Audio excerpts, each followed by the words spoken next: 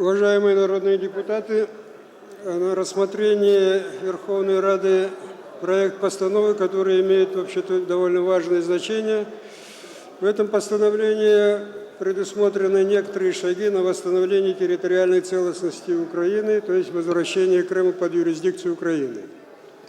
Но этот документ, наверное, надо принимать, но я думаю, ничего страшного, если даже сейчас мы не наберем достаточного числа голосов, потому что этот проект содержит ряд изъянов. Если мы сейчас за него проголосуем, то потом придется, наверное, вносить некоторые поправки.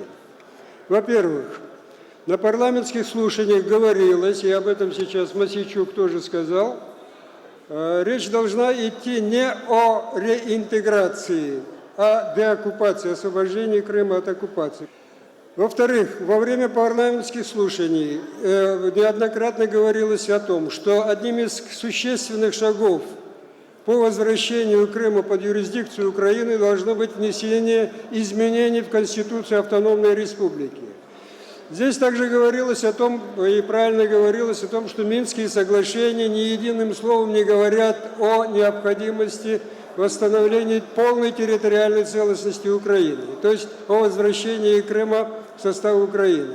Поэтому в числе доручений должно быть, будь то президенту, Кабинету министров, а то о необходимости створения платформы, я думаю, на основе Будапештского меморандума 1994 года о необходимости возвращения Крыма в состав Украины. Говорить о том, что мы должны провести парламентские слушания по деоккупации в березне 2018 года, это заранее согласиться с тем, что до 2018 года мы согласны с продолжением оккупации. Я думаю, вот этот пункт надо обязательно убрать.